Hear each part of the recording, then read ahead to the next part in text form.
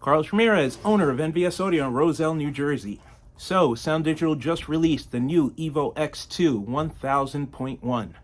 I was a little disappointed because I was hoping that the amplifier would come in at the same size as the 800.1, but I was just being greedy. They made it the same size as the 1200.2 and the 1600.1.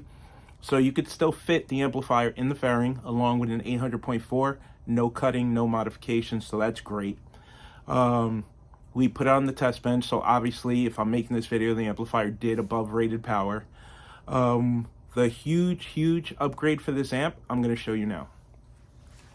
So here is the evox2 1000.1, and here is the 800.1 evox2.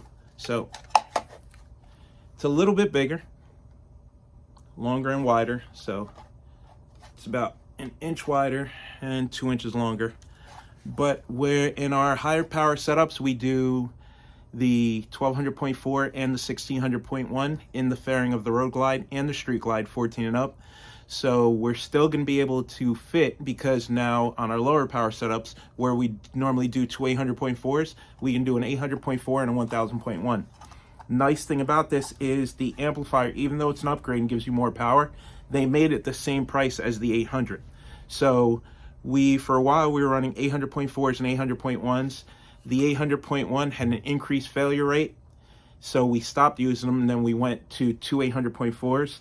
Everything that Sound Digital makes in a 0.1 has a stronger power supply, so it gives you a little more power on the bass.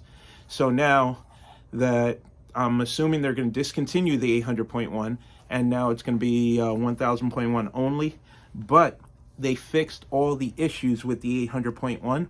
So first of all, on 8 gauge, you're stretching the current capacity of an 8 gauge wire. So I wouldn't want to run 1000 watts on an 8 gauge wire. So obviously the 1000.1 uses 4 gauge inputs instead of 8 gauge. Still has speaker level inputs. The 800.1 was one of their first small amplifiers to come with clipping indicators, so that's awesome. But it doesn't have a port for the remote level control, so you could only see the clipping on the face of the amplifier. So now they fixed that on the 1000. So now we have the remote level port, so you can use the Doobie Bass knob, or you can use the Sound Digital remote level control knob, and then have your clipping indicator in the front of the car or in the front fairing of the bike. So when the amplifier is clipping, you can physically see it. So that's probably the most important update for us, is not having to use the universal knobs on our stage 3s when we're running 800.4, where you just have to use a universal and there's nothing else you can use. Now with the 1000, you have the option for remote level control, which we use on almost every single bike. And then if we use the Doobie Bass knob, we can put it in the front, and it's awesome because it goes in a 3-port accessory port, so you could have it in front of you. This is built on the 1600.1 platform, so there's a ton of headroom in the power supply. The amplifier produces a little more than 1000 watts RMS, and it's available in 1 ohm and 2 ohm. So we ordered a bunch of these. We're going to start using them now in all our packages. So now you're going to get a little more bass and a lot better reliability, because now we're going to be using a mono block for the 8s or the 10s in the bags, and the 4-channel for the mids. It's put on the test bench. I think we got, just at clipping, we got just over 1000 watts, did 1050 watts. Then in AC voltage, it produced over 50 volts AC, which was almost 1300 watts RMS. So it doesn't matter which method you use to measure. I like using the amp dyno because it's more accurate. So on the amp dyno, it still did a little overrated power. With AC voltage, it did a lot overrated power. In both tests, the amplifier was loaded down to 2 ohms. So things that I love: 4 gauge power input. You give the amplifier more current, it's going to give you more output. It's going to run more reliably. The fact that they made it 1 ohm and 2 ohm. The remote level control port is absolutely my favorite part. It is the biggest upgrade for us, because now we can offer our clients clipping indicators in the front of the car or in the front fairing, so you can see exactly what your amplifier is doing and why. Still has high level input, still has RCA input. It's a full range amplifier, so you could use it to run mids if you wanted to, or you can use it to run subwoofers or mid bass drivers.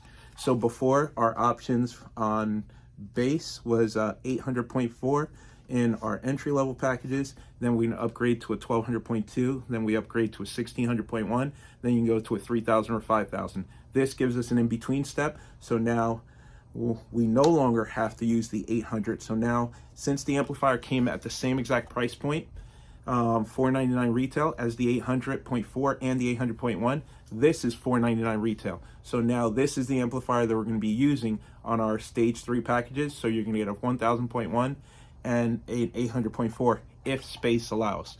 But I don't see an application where we wouldn't be able to, unless we're doing something like a, no, every bike that I can think of that we can do an 804, we can fit a 1000.1. So this will be our new package. So we'll be doing a 1000.1 on a set of 8s or 10s in the bags, and we'll be doing an 800.4 on the 2 6.5s and the 2 6.9s or the 4 6.5s. Once again, great job Sound Digital. Small package, huge on power, increased reliability, added features, and you kept the price the same. So check out the test bench results.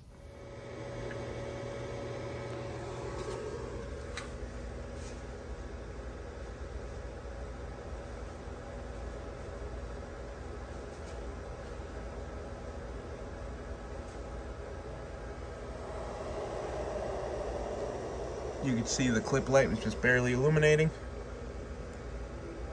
and 1015 watts. Let's hit it again, see if we can get a little bit more.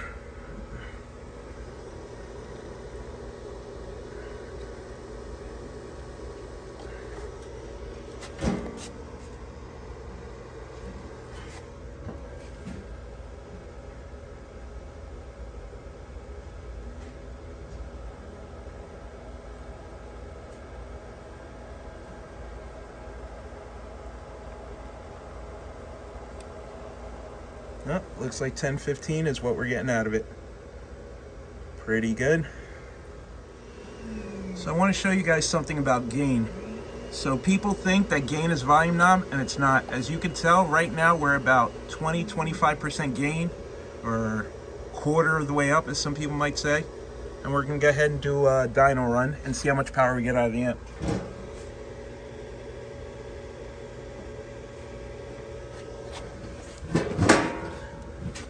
Okay, on this run we're going to get right about 1000 watts. I know because I've tested it before.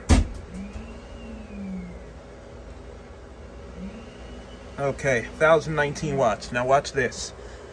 So now I'm going to bring the gain up to half, or 50% gain.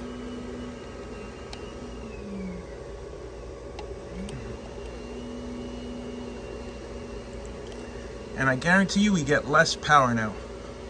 I'm going to reset the dyno.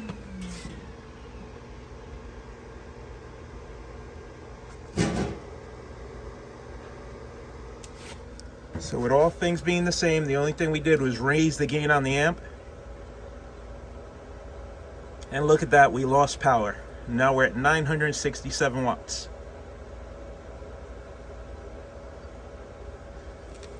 And see, I'm going to do it one more time to show you how important gain settings are, because the amp's not clipping. See, the clip light's just barely illuminating, but we're overdriving the input, and it causes the amplifier to give us less wattage. It's only about a 50 watt drop, but look what happens when you turn the gain all the way up.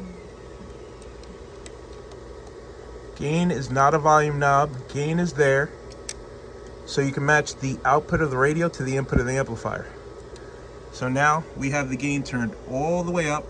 It's 100%, it's at max. We're going to reset the dyno, and we're going to get considerably less power this time. Going to restart the track, and watch this.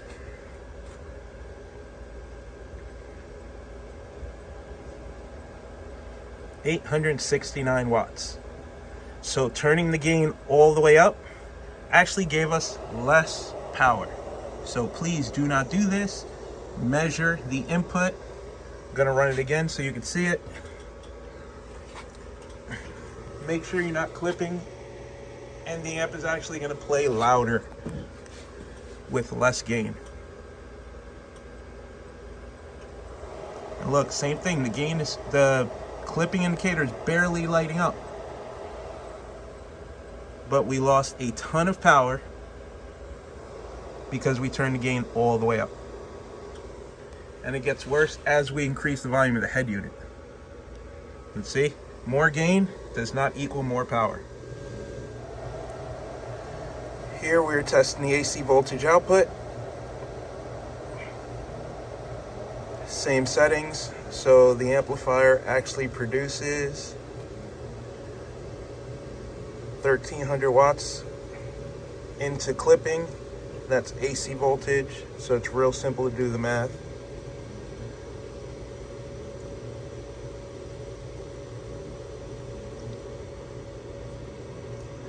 So you saw that we did over 50 volts, so we'll just round it down to 50. 50 times 50 divided by the 2 ohm load. And there we are, 1250 watts out of a 1000 watt amp. The amp dyno numbers are lower because it stops counting after any distortion. So we're getting 1050 watts. But if you just measure the AC voltage, we're actually getting over 1200 watts.